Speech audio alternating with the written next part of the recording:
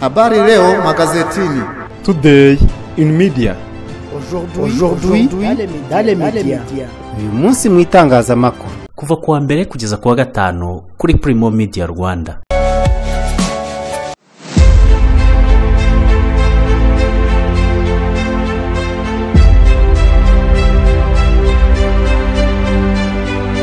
Nonge kubasuhuza ndabifuriza kugira ibyiza nshuti bakunzi wa Primo Media Rwanda.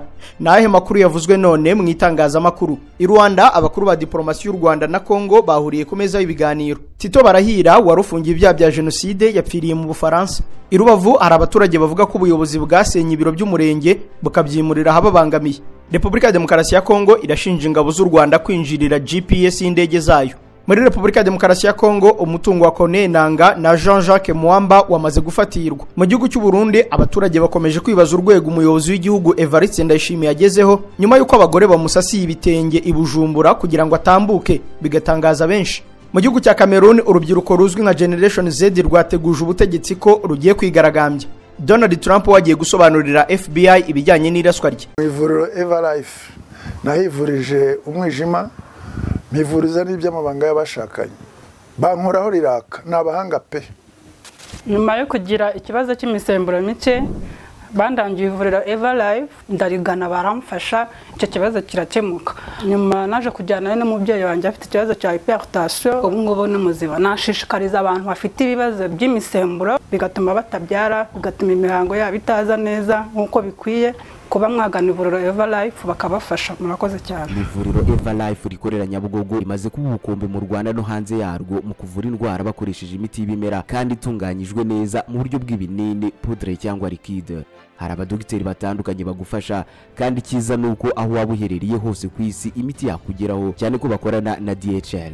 Mu ndwara bavura twavugamo nk'iz'imyororokere zose, kurangiza vuba no kubura ubushake, indwara zifata abadamu zose, igwingira ry'igitsina, indwara nk'umwijima, diabete, amara, igifu, asima. Abifuza kuva ku biyobyabwenge nabo barabafasha.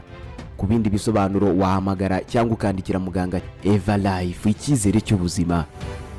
Skyline Consultancy and Engineering Limited ni kampani y'ubwubatsi izobereye mu gukora ibishushanyo by'inzu by'ubwoko butandukanye. Turi abahanga mu byo dukora, sugupapira. Tugufasha gukora inyigo y'umushinga w'ubwubatsi, tukanagufasha kubaka. Ukeneye inzu cyangwa ibibanza bigurishwa, ntuzuyaze kuduhamagara. Niba ufite inzu yatewe na humidite cyangwa inyubako igeretse wameneye dare hejuru ariko ikabiva, hehe no kubyihererana, tugane tugufashe. Turwanya humidite mu nyubako yawe, tukanakora waterproofing hejuru kuri dare cyangwa muri piscine. Sibyo gusa, dukorana interior design mu nyubako yawe tukayiryoshya ku buryo bukunyuze. Niba kandi ukeneye gukata ibibanza mu butaka bwawe cyangwa gukoresha fiche cadastral, tugane tubigufashemo. Wizuyaza dusangaho dukorera mu mujyi wa Kigali ahahoze Kore Berge muri Norsken ku muhanda KN1. Wanaduhamagara kandi kuri 07 88 44 70 Skyline Consultants Engineering Limited. Kubaka ibiramba niyo ntego yacu. Ikaze muri aya makuru duhereye Rwanda muri Angola abakuru ba diplomasi y'u Rwanda na Kongo bahuriye ku meza y'ibiganiro. Abakuru ba diplomasi ku ruhande rw'u Rwanda na Repubulika ya Demokarasi ya Kongo kuri uyu wa kabiri tariki ya 30 z'ukwa karindwi bahuriye mu biganiro byari bigamije gusesengura ikibazo cy'umutekano muke mu burasirazuba bwa Repubulika ya Demokarasi ya Kongo. Ni ibiganiro byabereye i Rwanda mu murwa mukuru wa Angola. Ibiro ntaramakuru bya Angola byatangajwe ko u Rwanda rwari ruhagarariwe na Minisitiri w'Ububanyi n'Amahanga Ambasaderi Olivier Nduhungirehe, mu gihe Repubulika ya Demokarasi ya Kongo yari hagarariwe na Minisitiri w'Ububanyi n'Amahanga wayo Therese Wagner. Ibiganiro by'impande zombi kandi byitabiriwe na Minisitiri w'Ububanyi n'Amahanga wa Angola Ambasaderi Tete Antonio. Abakuru ba diplomasi y'u Rwanda na Kongo bahuye kuri uyu wa kabiri nyuma y'ibiganiro Perezida Joao Lourenço wa Angola usanzwe ari umuhuza mu bibazo biri hagati y'ibihugu byombi mu minsi ishize yari yegeranye na Kigali ndetse na Kinshasa. Ni Perezida wa Angola kandi mu kwezi kwa kabiri no kwa gatatu k'uyu mwaka wahuye na ba Perezida Felix Tshisekedi na Paul Kagame w'u Rwanda. Perezida wa Angola icyo gihe yasabye impande zombi guhurira mu biganiro byo mu rwego rwo hejuru mu rwego rwo kugarura icyizere hagati y'impande zombi ndetse no gucubya umwuka mubi umaze imyaka irenga 2. Amakuru aturuka i Rwanda aravuga ko ibi biganiro byamaze igihe kigera ku isaha imwe nubwo nta myanzuro nama yabifatiwemo yari yatangazwa. Umunyarwanda Tito Barahira wari ufungiwe muri gereza mu Bufaransa nyuma yo guhamywa uruhare muri jenoside yakorewe abatutsi mu 1994 yapfuye. Aya makuru yemejwe na Maître Richard Gisagara wari mu bunganira abaregera indishyi mu rubanza rwa Barahira na Octavien Ngenzi, urubanza rwarangiye mu kwezi kwa 10 kwa 2019. Maître Gisagara yagize ati Tito Barahira alias Barahirwa wari warakatiwe igifungo cya burundu n'urukiko rwa rubanda rw'i Paris kubwo kwica ibihumbi by'abatutsi muri Kiliziya ya Kabarondo yapfiriye i Paris. Ibitekerezo byanjye biri kunzira karengane n'ababo, bamwe muri bo bangiriye icyizere ngo mbunganire. Tito Barahira wari ufite imyaka 73 yabaye burugumestre wa commune Kabarondo muri prefegitura ya Kibungo kuva mu 1977 kugeza 86. Kuri ubu ni mu karere ka Ngoma mu ntara y'Iburasirazuba.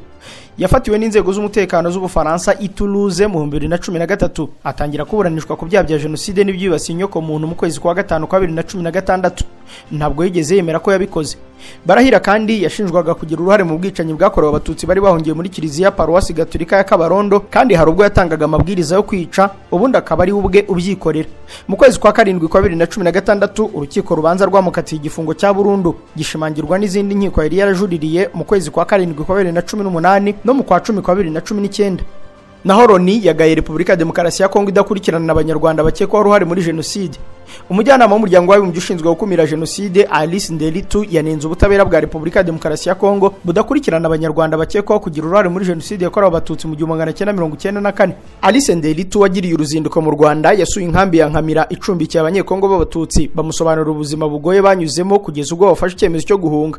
Ati ubuhamya bwabo twumvise bushushanya amafoto ababaje dukomeje kubona ibitero bigabwa ku basivile birimo ibishingiye ku moko. Aya makimbirane yateje umubare munini w'imfu, abantu barakomereka abandi barahunga. Ndelitu yasobanuye ko umwuka mubi uri mu karere n'ikwirakwizwa ry'amagambo y'uburwango bishobora kongera umubare w'imfu z'abasivile. Yatangaje ko mu nkambi ya Nkamira yaherewe ubuhamya bukomeye bw'impunzi z'abagabo, abagore n'abana, zimusaba ko yabugeza ku isi yose kugira ngo hagire igikorwa kugira ngo zisubire iwabo muri Repubulika ya Demokarasi ya Kongo. Ndelitu yasobanuye ko ubugizi bwa nabi bukorerwa abanyekongo b'abatutsi bukomoka ku buryo Repubulika ya Demokarasi ya Kongo yananiwe guhangana n'abanyarwanda bahungiyeyo, nyamara barasize bagize uruhare muri jenoside yakorewe abatutsi. Atabenshi bagize uruhare muri jenoside yakorewe abatutsi mu 1994 bahungiye mu burasirazuba bwa Kongo, barema imitwe irimo FDLR. Hari abarenga igihumbi bashakishwa kandi mu bihugu 33 hoherejwe impapuro mpuzamahanga zo gufata abagize uruhare muri jenoside yakorewe abatutsi. Bamwe muri aba babarirwa mu magana bari muri Repubulika ya Demokarasi ya Kongo. Kutaburanisha aba bantu ntabwo bikwiye, uku kudahana gukomeza kudindiza inshingano y'ibiro byanjye. Alice Ndelitu yavuze ko ibiro bye bizakomeza gukorana n'izindi nzego kugira ngo abakoze jenoside n'ibyaha bifitanye isano nayo bagezwe mu butabera, kandi ko bizatanga ubufasha mu gukoma mu nkokora abashobora kwijandika mu byaha nk'ibi. Mu mpera za 2022 Ndelitu yagiriye uruzinduko mu burasirazuba bwa Repubulika ya Demokarasi ya Kongo, yumva ubuhamya bw'abanyekongo batotezwa bazira ubwoko bwabo. Mu byo yasabye harimo ko FDLR yahagarikwa bitewe n'uko ariyo zingiro ry'umutekano muke muri iki gihugu. Na imanza zisaga ibihumbi 2 zarangiye mu buhuza mu 2023-2024. Umuvugizi w'inkiko mu Rwanda Alison Mutabazi yatangaje ko imanza 2199 zarangiriye mu buhuza kuva ku itariki ya 1 z'ukwa 7 2023 kugeza ku itariki ya 30 z'ukwa 6 2024. Muri izi manza harimo 38 zari zifite agaciro kasaga miliyari 7 n'igice. Ubu buhuza bwakozwe n'abacamanza, abanditsi b'inkiko n'abahuza bigenga bari ku rutonde rw'urwego rw'ubucamanza, hagamijwe kwimakaza umuco wo gukemura amakimbirane bitabaye ngombwa ko abayafitanye baburana, kwihutisha imanza, kugabanya ibirarane mu nkiko no kunga ubumwe bw'abafitanye ibibazo. Bigaragara ko imanza 5 zari zararegeye urukiko rukuru zarangiriye mu buhuza. Muri izo manza hari 5 zari zaragiye mu rukiko rukuru zarangiriye mu buhuza. Urwego rw'ubucamanza rukagaragaza ko zari zifite agaciro ka miliyari 3 na miliyoni 800 z'amafaranga y'u Rwanda.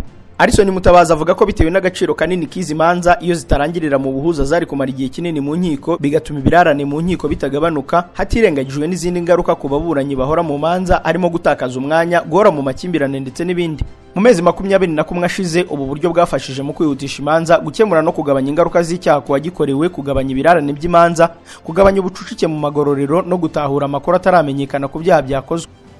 Mu yandi makuru, abanyamaguru barasabirwa ibihano mu gukumira impanuka zo mu muhanda. Impanuka y'umukobwa wagongewe na moto mu mirongo y'umweru yambukirwamo zebra crossing ahitwa kuri Sonatube mu mujyi wa Kigali ku gicamunsi cy'itariki ya 14 z'uku kwa 7 nimwe muzavugishije benshi, bamwe bashinja abagenda n'amaguru kwitwara nabi, abandi bakavuga ko hari icyuho mu miterere y'imihanda. Umumotari twavuga Imana Jean Pierre yabwiye ikigo cy'igihugu cy'itangazamakuru ko hari abagenda n'amaguru bambukiranye imihanda bambaye ekuteri mu matwi zituma batumva ko hari ibinyabiziga biri hafi yabo, bakongeraho no kuba barangara ntibareba impande zombi zaturuka ibinyabiziga. undi mumotari witwa Rashidi Uwimana avuga ko rimwe na rimwe yinjira muri zebra crossing abanyamaguru bakirimo gutambuka bitewe nuko ababona ko ibinyabiziga biri inyuma ye byenda kumugonga. Uwitwa Manirafasha ukora ubukarasi avuga ko abanyamaguru benshi bagongwa banga ko ifaranga ribacika kugira ngo abana bataburara, kandi yumva kwirinda bitamureba kuko azi neza ko amategeko areba abatwara ibinyabiziga gusa. Hari abatwara ibinyabiziga rero basaba ko amategeko y'imikoreshereze y'umuhanda yavugururwa kugira ngo n'abagenda n'amaguru bajye bahanwa, kuko ngo hari impanuka nyinshi ziterwa nuko aribo bagenze nabi mu muhanda. Umuvugizi wa polisi ishami rishinzwe umutekano mu muhanda SP Emmanuel Kayigi avuga ko ayo mategeko nubwo yajyaho adashobora gukuraho amakosa y'abagenda n'amaguru, bityo agasaba abatwara ibinyabiziga kuba aribo bafatiye mbere mu kugenda bigengesereye. SP Kayigi ati birashoboka ko ayo mategeko yajyaho, ariko n'igihe atarajyaho abanyamaguru n'abantu hari igihe nabo baba bagenda basize ibinyabiziga nka hariya nabo bakaza bagakora amakosa. Ati ibyo bihano bishobora kugabanya impanuka ariko ntibishobora gukuraho ya makosa akorwa n'abanyamaguru mu gihe imyumvire yabidahindutse. Buri muntu akwiriye kubyumva kandi akibwira ati ntaba ari nge uba nyirabayazana w'impanuka. Mu makuru avugwa mu turere i Huye, abaturage baratabaza nyuma yo guhabwa imirasire y'izuba nyuma bakayamburwa. Bamwe mu batuye mu murenge wa Rusatira mu karere ka Huye baravuga ko bari mu gihirahiro nyuma y'uko ubuyobozi bubahaye imirasire y'izuba nyuma bakaza kuyamburwa babwirwa ko bibeshywe. Bivuga ko icyateye urujijo aba baturage bari bahawe imirasire y'izuba itanzwe n'ubuyobozi bw'inzego z'ibanze ari uburyo bayihawe babasoma kuri liste y'abagombaga kuyifata. Bo bakaba bumva ko ayo mariste yari yakoranywe ubushishozi hifashishijwe systeme y'imibereho myiza y'abaturage, ariko nyuma bagatungurwa no kubona ubuyobozi bw'inzego z'ibanze bwabahaye iyo mirasire bwongeye kuyibaka. Bavuga ko batewe impungenge cyane n'uburyo bari barayisinyiye, ariko bajya kuyakwa ntihagarurwa aho basinye kugira ngo hacishwemo umurongo nko kugaragaza ko nta mirasire bigeze bafata, ibyo bakeka ko byaba ari amanyanga abayobozi bo mu nzego z'ibanze bakoze. Umunyamabanga nshingwabikorwa w'umurenge wa Rusatira Nshimyumuremyi Laurent avuga ko nta mpungenge bakwiye kugira kuko abayambuwe ari abo byagaragaye ko bayihawe basanganywe umuriro w'amashanyarazi. Ati nitwe dushinzwe kureberera abaturage ariko ntabwo twabareberera tubashyira mu kibazo kuko uba yabizanye nitwe bayanyuzeho no kubibaha nitwanyuraho, biramutse bibaye ngombwa ko tubisubirana nabwo nitwe binyuraho. Nta muturage wagira impungenge kucyo yaba yasubije kuko nta wamubaza icyo yasubije kandi yagisubije ubuyobozi. Izo mpungenge kwiye kuzishira. Aba baturage barasaba inzego bireba kugenzura iby'imitangire y'imirasire y'izuba muri Rusatira kuko ngo hari ubwo amaraporo agaragaza ko abaturage bakuwe mu bwigunge kwijanisha runaka ariko bitari ukuri bikadindiza igenamigambi ry'igihugu. Naho mu karere ka Rubavu baravuga ko ubuyobozi bwasenye ibiro by'umurenge bukabyimurira hababangamiye. Hari abaturage bo mu karere ka Rubavu bavuga ko kuva ubuyobozi bwasenye ibiro by'umurenge wa Nyundo babangamiwe naho byimuriwe, bakavuga ko ari butamoso kandi ko ari mu mfunganwa. Ibiro by'umurenge wa Nyundo byasenywe nyuma y'ibiza byibasiye aka karere mu kwa gatanu kwa 2023, byimurirwa mu nyubako ntoya yaho zikoreramo ivuriro rito rya Bahimba, ni hafi mu birometero 7 uvuye aho byakoreraga. Abaturage bagana ibi biro by'umurenge baturutse mu kagari Katera imbere baravuga ko harimo urugendo rugoranye ku buryo ngo iyo bagezeyo bagasanga abayobozi batakoreye ku biro bibatera kureka iyo serivisi bazaga gusaba. Uwaganiriye n'ikinyamakuru Bwiza yagize ati iyo ubuze umutekinisiye wategesheje 3,000 ntugaruka, duhitamo kureka iyo serivisi twasabaga kuko biratuvuna. Akomeza avuga ko aho bimuriye umurenge uretse no kuba ari kure ari mu mfunganwa kuko abakozi b'umurenge baba bameze nk'abahekeranye ku buryo ufite ikibazo kihariye utabasha kukibariza mu bwisanzure kuko buri umwe abacyumva. Hari bamwe mu baturage bavuga ko kuba ubuyobozi bwarifashe bugasakambura umurenge utaragizweho ingaruka n'ibiza ari ugutsindwa kwabwo no gushaka kwereka abaturage bahaturiye ko nabo bagomba gusenya bakimuka. Aba baturage baturiye hafi y'ahahoze ibiro by'umurenge wa Nyundo ntibemeranya n'ibyo kuba warimuwe, aho bavuga ko ari amayiri yo kugira ngo ibyangombwa by'ubutaka bitangire bihindurwe bisange barashyizwe mu manegeka. Murindwa Prosper uyobora akarere ka Rubavu yabwiye ikinyamakuru Bwiza ko mu gukemura iki kibazo ngo ibi biro by'umurenge bizimurirwa bugufi kuko na musenyeri wa diocese ya Nyundo yabemereye ubutaka bazubaka ibiro by'umurenge n'akagari. Ati inama njyanama yafashe umwanzuro wo kwimura icyicaro cy'umurenge wa Nyundo, musenyeri yemereye akarere ubutaka bwo kubakaho umurenge n'akagari mu gihe yagitegurwa umushinga wo kubaka hafashwe icyemezo cyo gukodeshereza umurenge. Nyuma yo gusakambura uyu murenge wa Nyundo, amabati bavanyeho bayashyizemo imbere akaba yaratangiye kwangirika kubera kubura ububiko. Uretse ibi biro by'umurenge wa Nyundo byasakambuwe amatafari ntashyirwe hasi nyuma y'ibiza byibasiye intara y'Iburengerazuba, ibiro by'umurenge wa Shyira byo mu karere ka Nyabihu nabyo byarasenywe kugera ku musingi. Hanze y'u Rwanda, Repubulika ya Demokarasi ya Kongo irashinja ingabo z'u Rwanda kwinjirira GPS y'indege zayo. Repubulika ya Demokarasi ya Kongo yatangaje ikirego gishya gishinja ingabo z'u Rwanda kwinjirira guteje akaga imikorere ya GPS y'indege zirimo iza gisivile mu karere k'uburasirazuba bw'icyo gihugu. Global Positioning System GPS ikoreshwa n'indege mu gukoresha signals z'icyogajuru mu kwerekana aho indege iri umwanya ku wundi, kwerekana icyerekezo n'umuvuduko n'amakuru yerekana uko indege iva aho iri igana aho yerekeza. BBC yasabye uruhande rw'ingabo z'u Rwanda kugira icyo rubivugaho. Leta ya Kongo ivuga ko yabonye ibitero byo kwinjirira mu buryo butemewe ibizwi nka spoofing muri cyber security amayira y'indege mu turere twa Kivu ya ruguru n'akarere gakikije Goma harimo Beni, Butembo, Kibumba na Kanyabayonga. Itangazo rya Minisiteri y'itumanaho ya Kongo rivuga ko ibi bitero bishya bishyira mu kaga indege zirimo n'iz'ubucuruzi n'ubutumwa bwo gufasha abantu bari mu kaga. Kinshasa ivuga ko iperereza rya tekinike ryahamije ko ibyo bitero ari igikorwa cy'ingabo z'u Rwanda n'abakorana nazo ba M23. Ikirego cyo muri ubu bwoko ni gishya mu byo Kinshasa imaze igihe ishinja Kigali kubibera mu burasirazuba bwa Kongo. Uruhande rw'u Rwanda cyangwa M23 ntacyo baratangaza kuri ibi birego bya Kinshasa.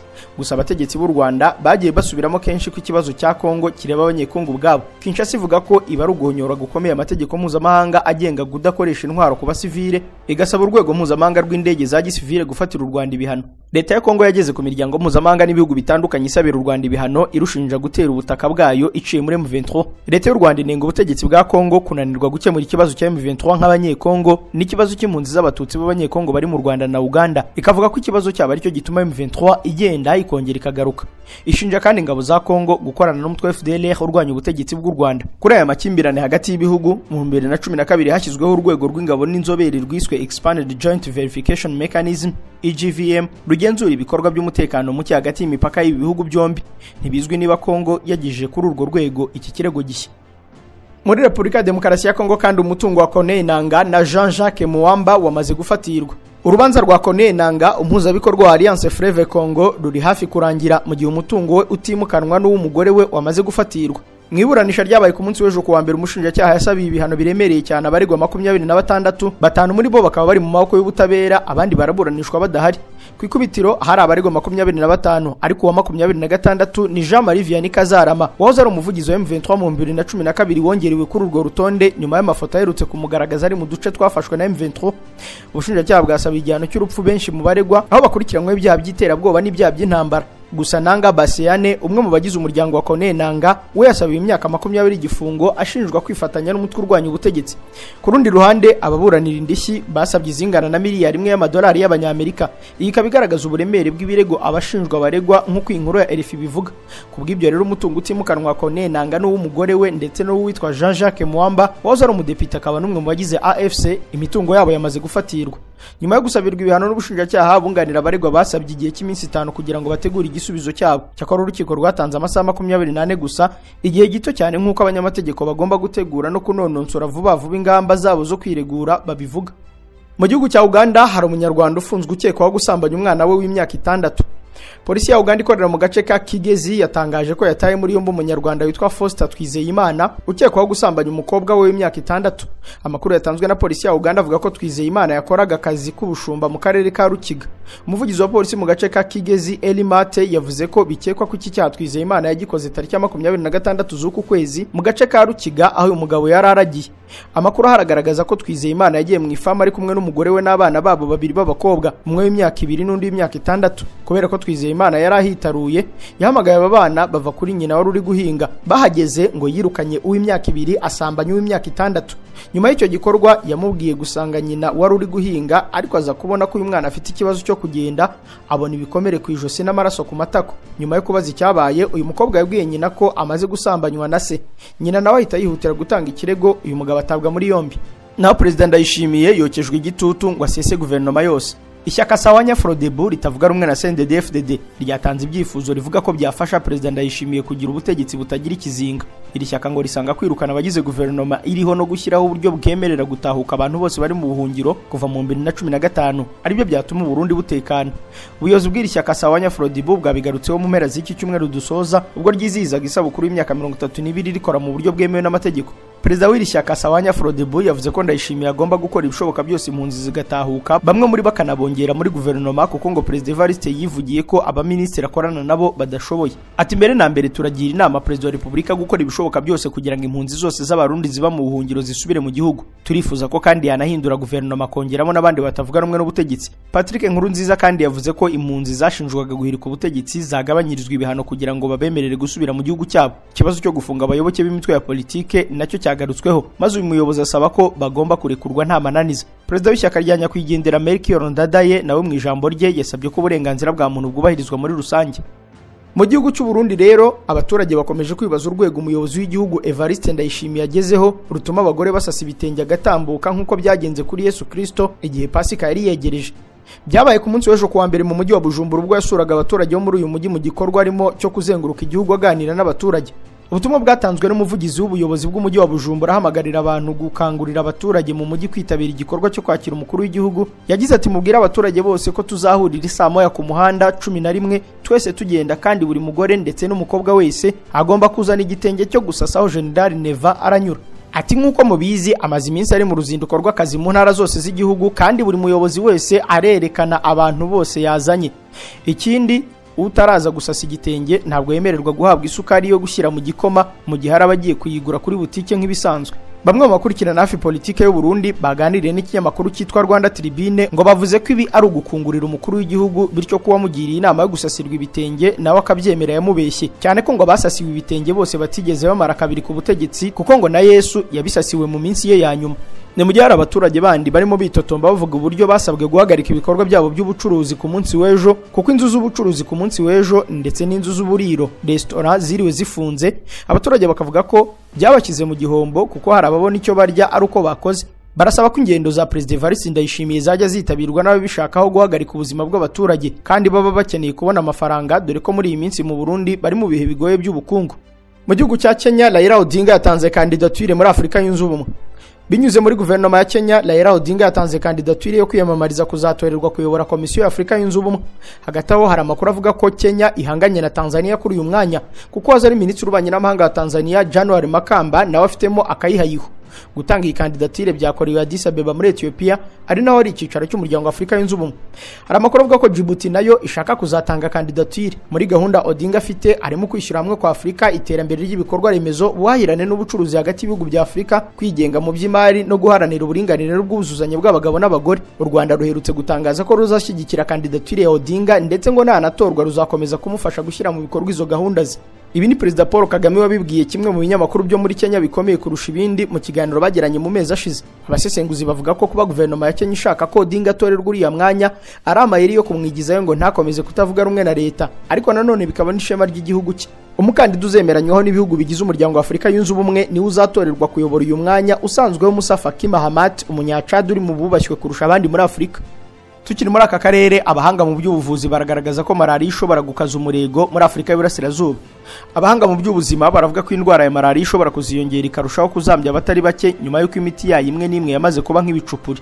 Raporo yasohowe mu kinyamakuru cy'abahanga mu buvuzi irerekana ko ubuzima bw'abantu amamiliyoni bushobora kwisanga mu kaga mu gihe nta cyaba gikozwe. Iyi raporo iravuga ko umuti wa artemisinin wari usanzwe ukoreshwa mu kuvura malaria utagifite ubukana bwo guhashya iyo ndwara, by'umwihariko mu bihugu byo mu karere ka Afurika y'Iburasirazuba. Impamvu ngo nuko habaye ihindagurika ry'ibitera malaria, bikaba byaragaragaye cyane mu bihugu nka Ethiopia, Eritrea, Uganda, Tanzania n'ibindi.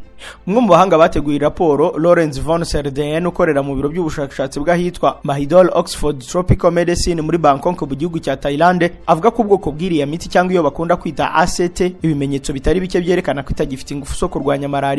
Kugeza ubu aragereranywa ko abana barenga 1000 bahitanwa na malaria buri munsi muri Afurika. OMS igereranya ko mu 2022 indwara ya malaria yahitanye abantu 608 ku isi. Tuvuye mu karere tunyarukire muri Mali, aho umukomanda w'Uburusiya yiciwe muri icyo gihugu. Umutwe w'abacancuro b'Abarusiya wavuze ko komanda wo muri uwo mutwe yiciwe muri Mali nyuma y'igitero cy'abarwanyi b'inyeshyamba cyabaye mu gihe hari umuyaga wa serwakira akagwa mu mutego w'abo barwanyi. Ubutegetsi bwa gisirikare buriho muri icyo gihugu cyo muri Afurika y'Uburengerazuba mu 2021 bwari bwiyambaje umutwe w'abacancuro wa Wagner bushaka ko ubufasha mu kurwanya intagondwa zigendera ku mahame akaze yiyitirira idini ya Islam no kurwanya abaharanira kwigenga k'ubutegetsi bwa Mali. Kuri uyu wa mbere rero iri tsinda ry'aba Wagner ryahindutse rikaba ryitwa Africa Corps, ryavuze ko abo barwanyi bagamije kwigenga k'ubutegetsi bwa Mali bagabye igitero kinini bica abacancuro bagereranywa ko bari hagati ya 20 na 50 nk'uko abahaye makuru BBC bari hafi ya Africa Corps babivuga. Abatangaza amakuru ya gisirikare ku mbuga za internet benshi b'Abarusiya batangaje ko nibura 20 biciwe mu mutego hafi yo mu mujyi uri mu majyaruguru ashyira uburasirazuba bwa Mali. Itangazo washyize ku rubuga rwa Telegram uwo mutwe w'abacancuro b'Abarusiya ni wasobanuye umubare w'abarwanyi babo bapfuye, ariko bemeje ko watakaje abantu. Aba barimo n'umukomanda wawo Sergei Shevchenko wiciwe mu mirwano. Umutwe wa Jinim ukorana n'umutwe wa Al-Qaeda nawo wigambye ko ari wonyine wagabye icyo gitero. uwo mutwe w'intagondwa zigendera ku mahame akaze yitirira idini ya Isilamu uvuga ko wishe abacanshuro 50 b'Abarusiya mu mutego w'urusobe. Mu myaka irenga 10 ishize leta ya Mali yatakaje igice kinini cy'amajyaruguru nyuma y'igitero cy'inyeshyamba z'Abatuareg. Izo nyeshyamba zafashe intwaro zisaba gushinga leta yigenga. Mu gihugu cya Cameroon ho urubyiruko ruzwi nka Generation Z rwateguje ubutegetsi ko ruri hafi kwigaragambya. Urubyiruko rwo mu gihugu cya Cameroon ruravuga ko rufite impungenge ko amatora ateganyijwe umwaka utaha azibwa.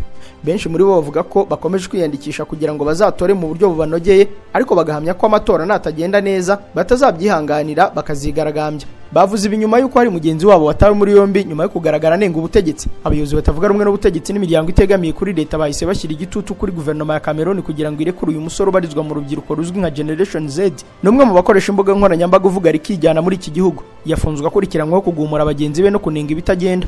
Junior Ngombe ufite imyaka 23 afite urubuga nkoranyambaga hamwe n'abayoboke be barenga 12,000 kuri TikTok. Yafatiwe mu mujyi wa Douala mu gihugu maze ajyanwa ku cyicaro gikuru cya polisi mu murwa mukuru Yaoundé. Impamvu yo guta muri yombi uyu murwanashyaka wa Generation Z ntabwo yavuzwe cyane, gusa ifatwa rye ryaje rikurikira isohoka rya video imugaragaza nenga guverinoma ku bitagenda. Mu bitekerezo byatanzwe kuri iyo video byashishikarizaga urubyiruko rw'abasore muri Cameroon n'inkumi kwigaragambya, bamagana ifungwa rya mugenzi wabo, ariko kandi banatanga integuza ko mu bihe biri imbere bashobora kuzigaragambya. Naho Trump agiye gusobanurira FBI ibijyanye n'iraswa rye. Urwego rw'iperereza muri Leta Zunze za Amerika FBI rwatangaje ko Donald Trump yemeye kwitabira ibazwa rigendanye n'igikorwa cyo kugerageza kumwivugana giherutse kuba. Ibijyanye n'iribazwa byatangajwe na FBI nk'uko Kevin Rojek uri mu bakozi ba FBI yabwiye abanyamakuru ko kubazwa kwa Trump biri mu murongo wo gushaka kumenya ibyo yabonye nk'abandi bantu bose baraho icyo cyaha cyabereye. Iribazwa rizaba rigendanye n'igikorwa cyo kugerageza kwica Trump cyabaye mu ntangiriro z'uku kwezi kwa karindwi ubwo yari mu bikorwa byo kwiyamamaza i Pennsylvania akaza kuraswa n'umusore witwa Thomas Matthew Crooks, ariko kubw'amahirwe isasu rimukomeretsa ku gutwi ntiyahasiga ubuzima. Nyuma y'ibyumweru birenga 2 iki gikorwa kibaye, FBI ntiramenya icyateye Matthew Crooks gushaka kwivugana Trump kuko uwo Matthew Crooks nawe yahise araswa arapfa. FBI itangaje ibijyanye n'ibazwa rya Donald Trump nyuma y'iminsi mike urwego rutangaje ko koko uyu mugabo yakomerekejwe n'isasu, mu gihe hirya no hino hari abakomeje gushidikanya ko ritari rya nyaryo.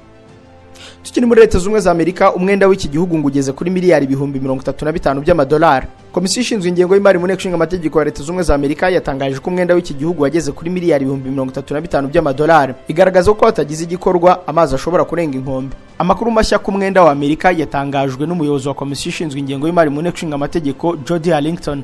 Arlington yavuze ko igihugu cye gikwiye kurushaho kwigengesera mu buryo gikoresha amafaranga mu gukemura ikibazo cy'imyenda ikomeje kuba myinshi.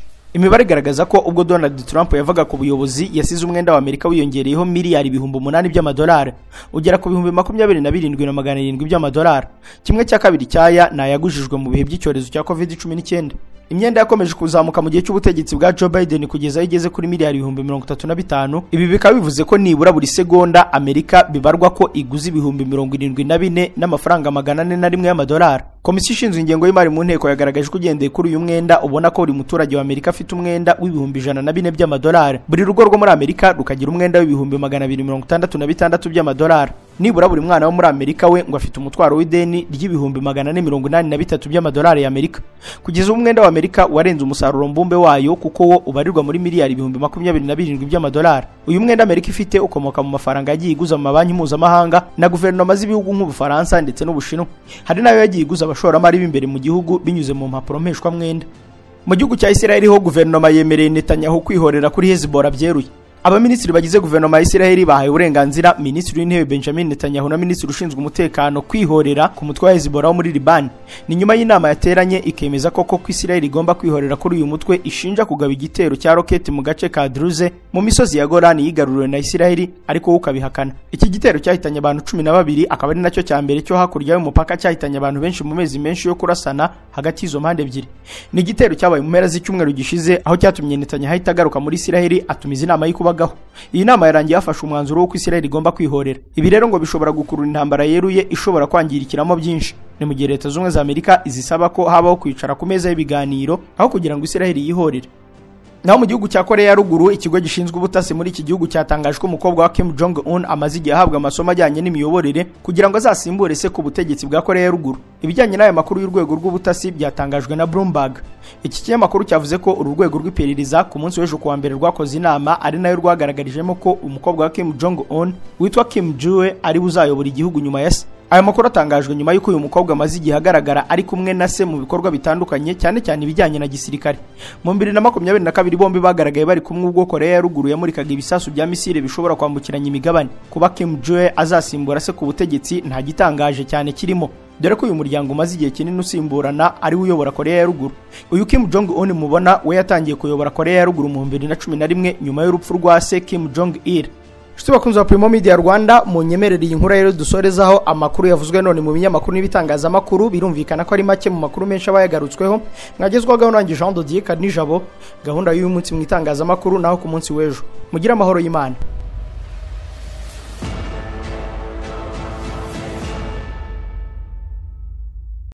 Habari leo magazetini. Today in media. Aujourd'hui dans les médias. Uyu munsi mu itangazamakuru. Kuva kuwa mbere kugeza kuwa gatanu kuri Primo Media Rwanda.